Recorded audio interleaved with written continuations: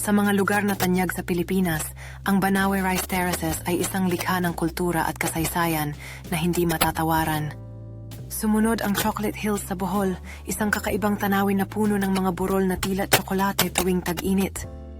Ang Intramuros sa Maynila ay nagbibigay ng sulyap sa kasaysayan ng Pilipinas, puno ng mga makasaysayang gusali at mga kwento ng nakaraan. Ang Tubataha Reefs Natural Park ay isang UNESCO World Heritage Site, tahanan ng napakalawak na yaman ng dagat at mga kamanghamanghang tanawin sa ilalim ng tubig. Ang Matmayon ay kilala sa kanyang perpektong hugis at isang simbolo ng kagandahan ng kalikasan sa Pilipinas, umaakit ng mga turista mula sa buong mundo. Sa 100 Islands National Park, ang mga isla ay tila mga hiyas sa karagatang asul, nag-aalok ng mga pagkakataon para sa mga tubig at pakikipagsapalaran sa kalikasan. Ang mga rice terraces ng Batad ay